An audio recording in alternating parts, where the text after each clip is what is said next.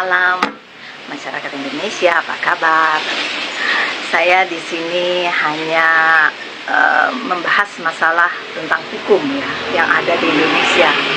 Karena kasus Nikita Mirzani ini sangat-sangat meresahkan kita sebagai masyarakat Indonesia. Sekelas artis Nikita Mirzani saja bisa diperlakukan seperti itu dengan tuntutan hukum 11 tahun, denda 2 miliar. Itu sungguh-sungguh sangat fantastis, dan CPO sangat terlihat sekali melakukan di luar nalar pemikiran kita orang-orang yang awam tentang hukum. Tapi kita di sini sangat belajar dari kasus Nikita Mirzani dan juga kasus saya secara pribadi, karena saya pernah mengalami kasus yang namanya kriminalisasi di tahun 2013, dan saya tidak heran tingkah laku oknum-oknum JPO hingga hakim tersebut, yang pada saat itu hakim ketuanya yang bernama Ahmad Syamroni. Entah sekarang beliau masih hidup atau sudah meninggal, saya tidak tahu, karena saya tidak memikirkan lagi, dan saya tidak ingin membuka kasus itu dan menuntut atau mencari keadilan lagi, karena bagi saya yang sudah saya jalani sudah sampai saya banding pun, dan akhirnya divonis berapa bulan. Itu pun saat banding mereka mengatakan kalau membebaskan saya, oknum-oknum yang terlibat tersebut akan kebongkar. Jadi ya sudahlah, saya yang sebagai korban mafia hukum tersebut. Dan sekarang kasus Nikita Mirzani, jangan sampai di 2025 ini terjadi lagi seperti kasus saya, adanya kriminalisasi terhadap seorang Nikita Mirzani. Sekelas artis Nikita Mirzani pun bisa diperlakukan seperti itu, apalagi kita masyarakat biasa, masyarakat yang anggaplah buta hukum atau apapun bla bla bla. Jadi saya menghimbau dan memohon kepada hakim ketua yang besok mungkin akan menerima pledoi pembelaan dari pihak Nikita Mirzani hingga pun vonis hukuman Kamis depannya, berpikirlah secara baik, jujur, adil. Jangan kalian menerima apapun dari si pelapor, karena semua ini sudah ditonton oleh sejutaan masyarakat Indonesia hingga mancanegara, bahwa kasus ini kasus dipaksakan. Jelas terlihat bahwa dari awal pelapor itu yang mencari Nikita Mirzani sampai akhirnya menghubungi berapa kali Dr. Oki, sampai akhirnya Dr. Oki memberikan nomor Ismail Marzuki sebagai asistennya Nikita Mirzani, dan di sana ada tawar-menawar, akhirnya deal, kesepakatan, hingga si pelapor Reza Gladys minta diingatkan. Nah, harusnya di situ kita mengerti bahwa di situ tidak ada indikasi pemerasan, apalagi TTPU. Seandainya ada TTPU, itu harusnya Dr. Reza Gladys pun diperiksa, karena uang itu mengalir dari dia ke sebuah developer, padahal jelas penerimanya adalah developer perumahan yang dibeli Nikita Mirzani. Tapi kenapa tidak diperiksa aliran dana itu asal muasalnya dari si pelapor? Di situ aja sudah ada kejanggalan. Kasus TTPO-nya udah hilang, kabur gitu loh. Kasus pemerasan pun juga tidak ada, karena si pelapor sendiri yang mencari dan sukarela. Kalau misalnya saya merasa diperas atau diintimidasi, saya lapor polisi. Saya bisa bikin laporan, baru saya melakukan transaksi. Ini tidak, mereka sengaja merekam dan membuat laporan itu seolah-olah mereka diperas. Itu kan konyol, lucu gitu loh. Hukum apa Indonesia ini?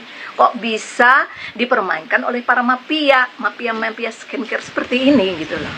Mau jadi apa Indonesia kalau hukum seperti ini bisa dilakukan oleh mafia tersebut untuk memenjarakan seorang Nikita Mirzani?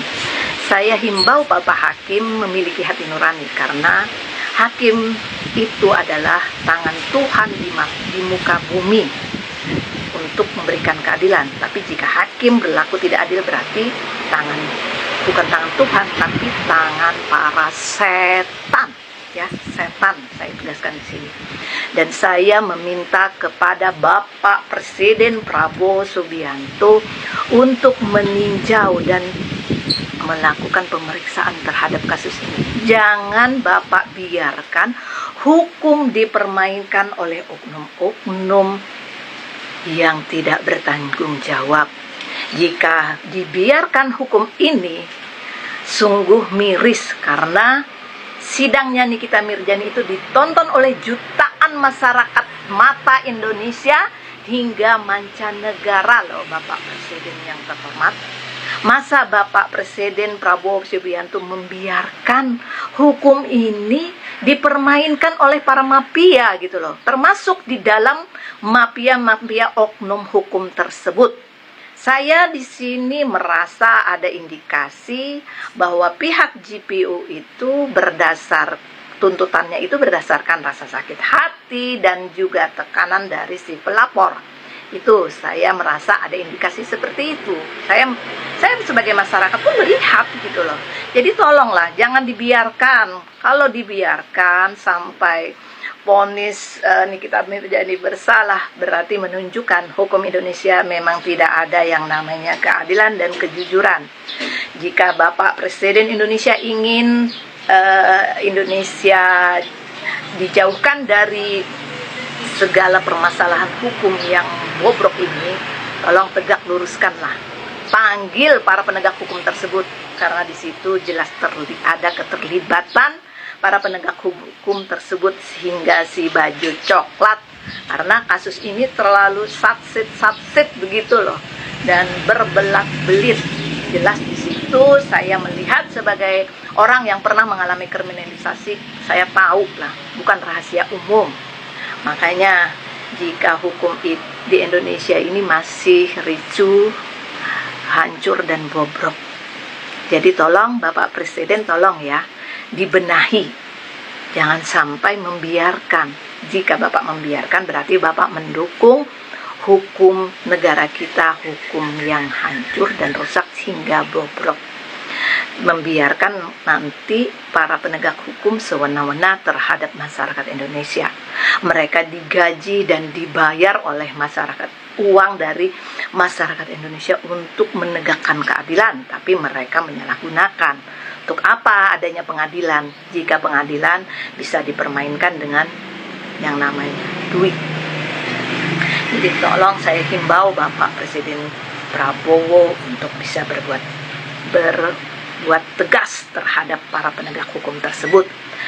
Sangat disayangkan jika Bapak membiarkan, karena jelas di sini si pelapor yang mencari dan menawari, dan adanya kesepakatan hingga deal 4 miliar itu, dan minta diingatkan, artinya si pelapor itu tidak merasa tertekan ataupun merasa diperas gitu loh. Kemudian ujuk-ujuk melaporkan diperas, kan lucu. Ini hukum banyolan, laporan ibaratnya laporan palsu ya Pak. Tolong Bapak Presiden Prabowo, saya himbau, jangan sampai kasus-kasus seperti saya yang dulu dikriminalisasi dan diperlakukan tidak adil juga diperlakukan terhadap Nikita Mirzani dan Nikita yang lain. Saya himbau Bapak Presiden berbuatlah untuk menegakkan keadilan. Jangan sampai para oknum-oknum tersebut makin merajalela mempermainkan hukum, karena sepertinya merekalah mafia hukum tersebut. Saya mohon dan saya minta, karena ini ditonton jutaan masyarakat Indonesia, Bapak Presiden, tolong saat ini panggil para penegak hukum tersebut, karena jelas di situ terlihat ada sebuah permainan. Tolong bebaskan Nikita Mirzani. Jangan sampai masyarakat Indonesia membenci kalian. Oke? Terima kasih.